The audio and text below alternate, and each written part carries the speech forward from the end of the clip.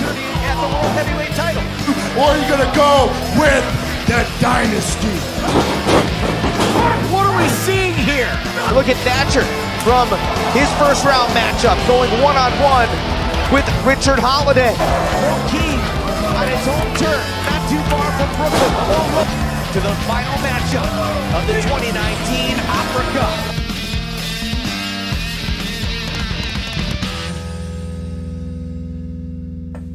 Welcome to MLW Tonight.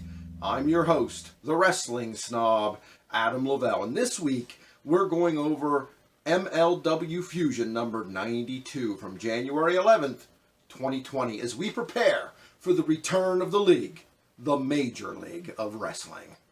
Folks, this show kicked off wonderfully. Great spot where Flying Brian Pillman Jr. entered the building, getting ready for a personal meet and greet. Now, some of you may not realize the subtlety, the little things that MLW does right, does correctly, and this is one of them.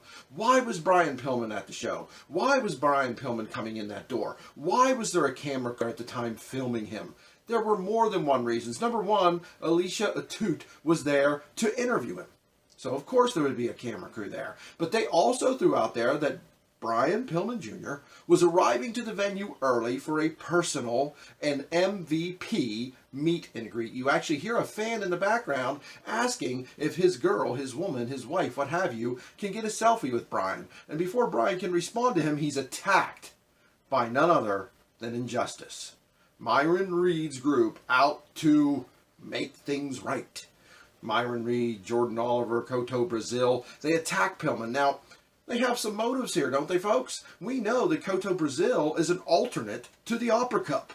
The Opera Cup, I believe, what is going to become one of the most prestigious tournaments in all of professional wrestling for a very traditional and time-honored trophy, the Opera Cup, that was introduced by Davey Boy Smith. Now, we'll have something to say about Davey Boy Smith before the show's over, so hang tight. But he introduced the Opera Cup to us, and Brian Pillman is getting a chance to face Timothy Thatcher, at least he should, with the winner moving on to face Davey Boy Smith in the finale for this prestigious Opera Cup. Well, Koto Brazil and his friends from Injustice jumped Brian Pillman, I'm sure, with the idea that if Brian goes down, Koto Brazil will be inserted and he will have his shot against Timothy Thatcher to win or go on to face Davey Boy Smith in an attempt to win the Opera Cup. Now, the first question that comes to my mind is, either one of these guys capable of beating Timothy Thatcher, one of the greatest shooters, one of the greatest fighters in the world of professional wrestling today. I mean, Koto Brazil is attacking Brian Pillman in the hopes that he can take his spot, but is that a spot any sane, rational person would want? Timothy Thatcher, folks, this is going to be brutal. No matter which one of these men face him, that is going to be the fight of all fights as the main event of MLW Fusion 92. And that's why the wrestling snob has chosen, has picked, has elected, has selected Major League Wrestling as his go-to company here in the United States for wrestling done right. The main events, the cards, everything about MLW is great, but as we'll see tonight, either Koto Brazil or Brian Pillman, if he can recover from this devastating attack from Injustice to open the show, will face Timothy Thatcher in the semifinals of the Opera Cup. What a great way to start out. Then we've got a recap on what happened last week with filthy Tom Lawler. This guy, man, this guy is something else. Now, we talk about heel heat. We talk about badasses. We talk about, can the bad guys, can somebody that is an arrogant heel do comedy? Can they do something funny? Now, I would argue that a parody of the Brady Bunch, as some badass heels might do, not dropping any names here, would be kind of silly and ridiculous and take away from the badassery of the heel group. But here, Tom Lawler, recapping last week again, if you didn't see this, when he introduced Rip Von Erich, supposedly the son of Lance Von Erich, as the mystery Von Erich that he would take on and absolutely beat up and destroy in the middle of the ring, as a great comedy spot. We've got a wonderful heel and Tom Lawler doing funny comedy that isn't embarrassing or doesn't take away from the fact that he's a badass. Tom Lawler comes across like the biggest bully, the biggest jackass that you knew in high school. That's Tom Lawler in this role, and it works out well. He can be mean, he can be a jerk, he can be dirty, of course, he can be filthy, of course, but he can also be funny in a mocking, making fun of, teasing fashion. And we got the recap of him doing that last week when the Von Erichs came out to defend their honor, as of course the Von Erichs would be prone to do. They're attacked by none other than the world famous cheerleading squad, the Spirit Squad. So they take care of the Spirit Squad pretty easily last week, as we saw and went over, so we're not going to touch on that any longer. Tom Lawler had a plan, though. What was his plan? He challenged the Von Erichs to a World Tag Team title match on MLW Fusion tonight, on this episode, on 92. And who would their opponents be? Well, you're thinking the Spirit Squad, aren't you? You'd be correct, and you'd be incorrect. Now, folks, I'm going to spend a couple minutes on this. Please bear with me. As is clearly evident with my mocking tone, I'm not a big fan of the Spirit Squad, of a cheerleading squad. Now, look, am I saying cheerleaders aren't athletic? Absolutely not. Most of the routines you see inside a professional wrestling ring today are pretty much cheerleading type competition moves. That's really what these guys are doing. Throwing each other, catching each other, tumbling, rolling. You know, they're doing all the cheerleader moves. And I don't say this to be insulting, it's just a personal fact. So, if anything, the Spirit Squad might fit in most of the wrestling world today, but not in the league. Not in Major League Wrestling. And Major League Wrestling, I love you guys, and this is why. They give them to Tom Lawler to turn into, you saw it, the Filthy Squad. I loved it. I loved it. A little clip in the back shows Tom Lawler awarding these guys gis and white belts, saying, I'm going to take you under my wing. You guys have incredible talent. You've got incredible skills, but I'm going to give you the killer instinct. You're not the Spirit Squad anymore. You're going to be the Filthy Squad.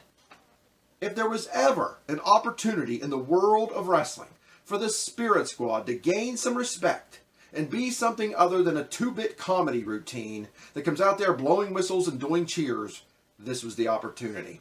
They came out as the Filthy Squad, somebody that Tom Lawler is personally training in martial arts to take out the Von Erichs. Now, of course, they lost the match again. Look, the Von Erichs are great. There's no shame in losing to the mighty, the wonderful, the legendary, the legacy, the Von Erich brothers, Ross and Marshall. Kevin as their trainer. I mean, when you've got Kevin Von Erich as not only your trainer, but your father, how can you not be anything other than excellent in the world of professional wrestling as these two guys are?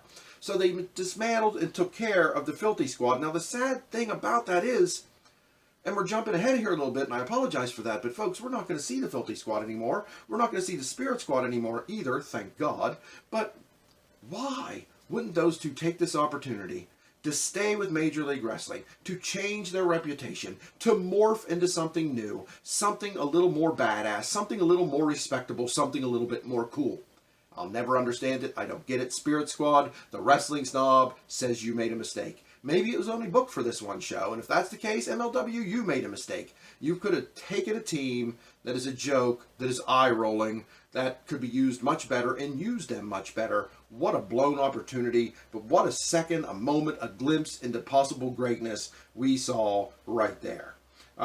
Alicia Atut then interviews the Von Erichs afterwards in the back, but they don't get any words out of their mouth before Filthy Tom Lawler jumps them, and they're battling around in the backstage area as we fade away. Now, what I love about this, folks, if you're older, like me, if you're in us older generations, but I'm not a baby boomer, just for your information, I'm not that old. But if you're from my generation, you can remember the Von Erichs and the battles they got in with their enemies. Tom Lawler and the Filthy Squad slide right into that position to where all the Von Erichs' former enemies, Chris Adams, Gino Hernandez, the Freebirds, and all the many others that the Von Erichs battled, that the older Von Erichs battled back in their day, we're seeing it today in the Filthy Squad versus the Von Erichs. I absolutely love it. MLW, thank you very much for what you're doing there. After this, we got another promo from Injustice. Myron Reed, Jordan Oliver, Koto Brazil, talking about Brian Pillman, talking about how they do whatever they want. The promo started off with one of the most annoying guys. Now, I believe it's his gimmick, and I'm not saying that to personally insult him, but Jordan Oliver and his gimmick and his voice and his promos is one of the most annoying human beings in the world of professional wrestling today. Congratulations, brother. That's why when I see some hints, some small hints being dropped here or there of Injustice taking some kind of face role or maybe even a tweener role in the upcoming MLW future shows, sort of makes me scratch my head. These guys have to be heels. It has nothing to do with the social landscape in the country today. Forget that. These guys are saying they're cheated, they're saying they're ripped off, and they're going to do whatever they want to make up for that. As Jordan Oliver mocks the CEO, the owner of MLW, Court Bauer, in the beginning of this promo, and they go on and on to tell us basically, we'll take out Brian Pillman, we'll take out anybody we want to, we do what we want. Injustice works as a heel group. You got to keep them that way. This was a good promo. We cut quickly to another promo with good old Mance Warner, the everyman, as we already talked about, as he's cutting another promo on Jimmy Havoc. Somebody asked me on Twitter today, does Mance Warner wrestle anybody other than Jimmy Havoc? You wouldn't think so, at least for a couple episodes of MLW Fusion. But that's not a bad thing, folks. Look, there's nothing wrong with prolonged battles, prolonged wrestling matches, prolonged programs, if you will. The world of wrestling misses that today, especially up north in the McMahon kingdom. We just don't see long programs anymore. Things are started and they're ended before you know it. You all know I'm not a big fan of hardcore. I'm not a big fan of Mance Warner's style because his style is hardcore. I'm not a big fan of Jimmy Havoc's style because his style is hardcore. But at least these guys are in a long program. At least there's somewhat of a justification to the crazy hardcore matches they have because they're putting these two over in such a way to tell you, to show you, to make you believe that these two legitimately hate each other. So if anybody's going to hit each other with tables and chairs and staple each other with staple guns, it's going to be these two. So nice promo from Mance Warner continuing to sell his battle with the crazy Jimmy Havoc. Jimmy Havoc recently released from AEW. Will we see him back in MLW?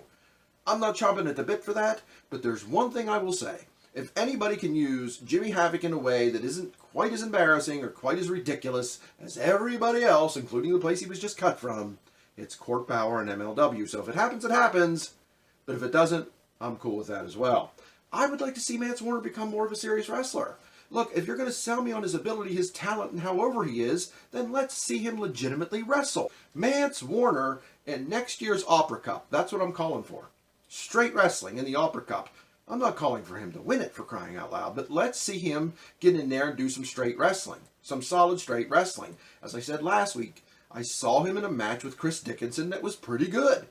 Because it wasn't ridiculous and over the top. He is capable of doing it. I want to see him do it more. This is Major League Wrestling, not Combat Zone Wrestling. Come on, Mance Warner, step up and wrestle like a man, not like some crazy bar-fighting goofball. That's my call to Mance Warner. Next up, we cut to Alicia Atout outside the doctor's office. And we know it's the doctor's office because we got his name, and there might even been a little picture, I don't remember, right on the dressing room door.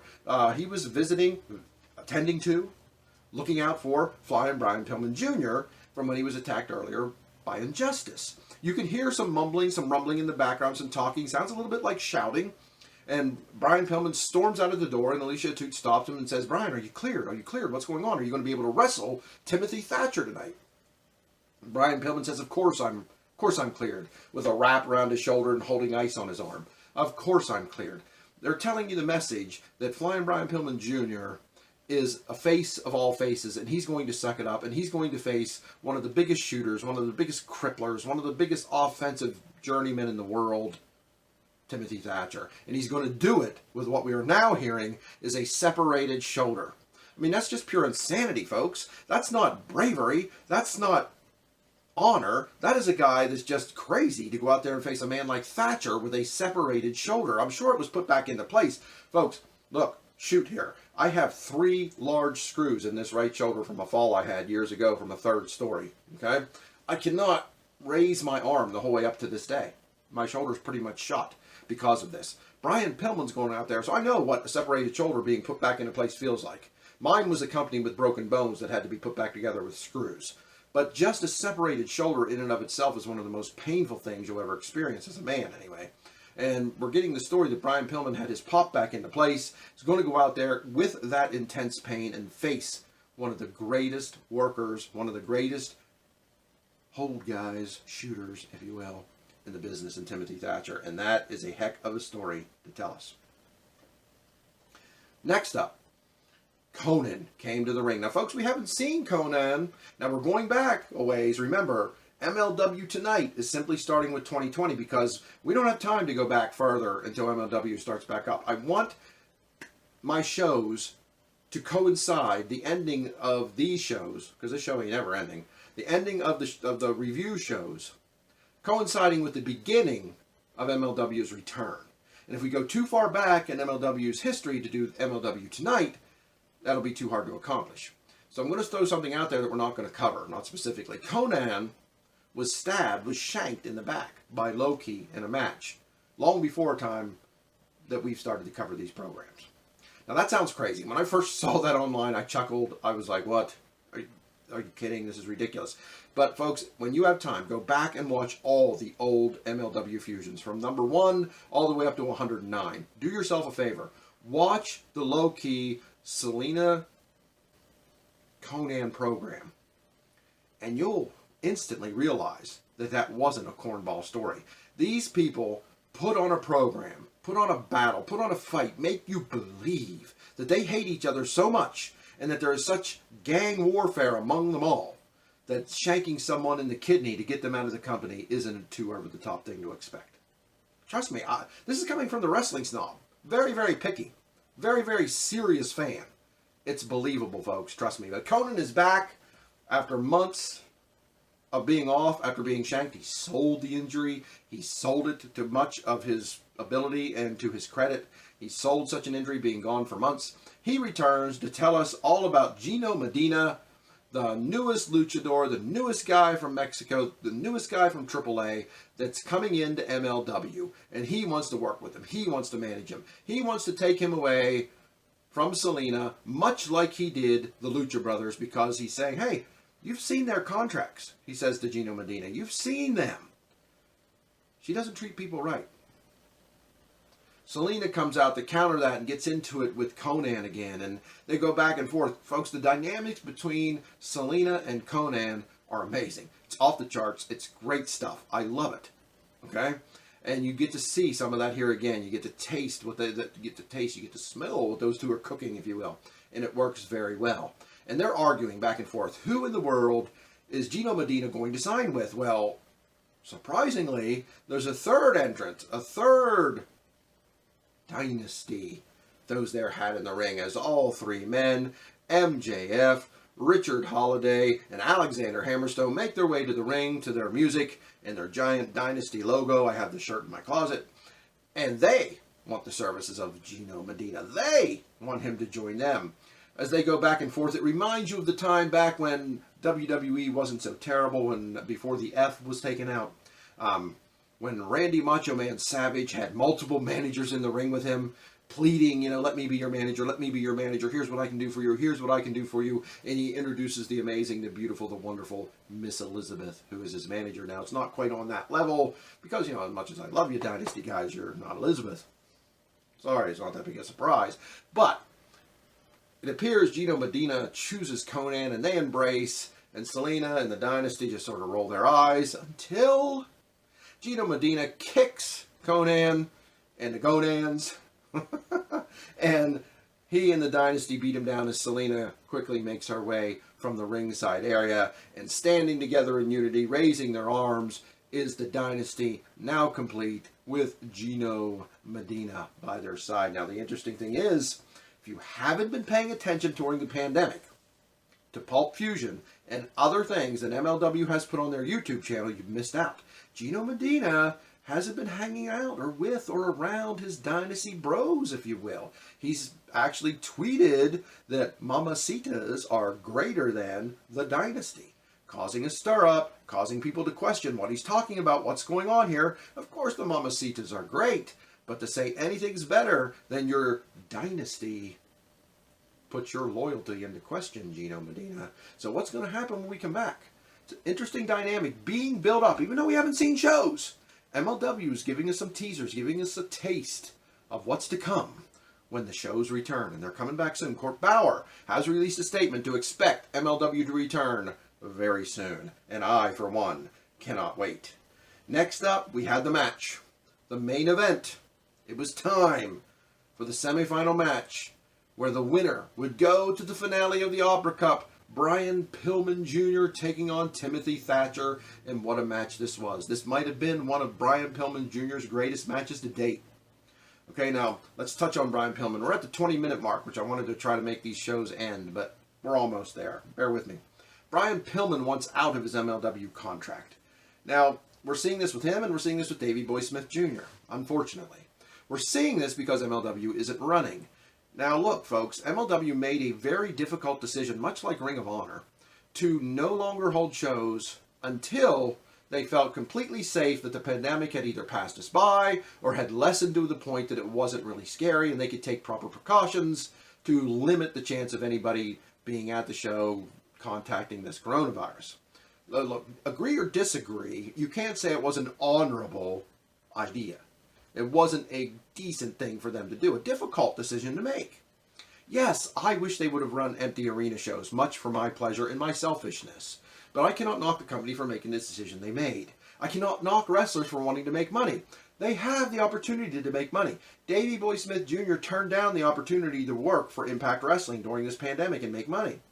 Brian Pillman had a chance. He could work AEW dark matches. He does not have to get out of his contract just so he can be on Dynamite, so he can be on TNT like his daddy. And if that's what he wants, fine. Ride out your MLW contract, boy. Just like MJF did. MJF talked about, he didn't say AEW, but he talked about having another contract on the air of Fusion. They allowed him to do something like that. You could have spun that in your direction as well, but instead you just don't want to work for MLW. Thank you for all the opportunity you afforded me. Well, whatever. The one great opportunity was to work one of the best wrestlers in the world here, in Timothy Thatcher, and this match was very solid, very good, even though, and I'm not trying to insult Brian Pillman, even though I am annoyed with him, Timothy Thatcher obviously carried him, took him the whole way through the match, and I suspect Timothy Thatcher wasn't real thrilled with how this was booked, really. And I don't want to talk like too much insider knowledge on this show, but Brian Pillman wins with a quick, maneuver, sort of a roll-up maneuver, to pin Timothy Thatcher and advance to the finals of the Opera Cup to face his tag team partner and part of the Hart Foundation, Davey Boy Smith Jr. That was the story they were telling. It was emotional. It was well told. Brian Pillman over big time as a babyface because of MLW and things like this. When Brian Pillman was playing a heel a little bit a while ago on older Fusion episodes with Davey Boy Smith and Teddy Hart, it didn't work. Came across as sappy. It came across as fake. It was still good matches, and MLW was still great in their production and everything they do.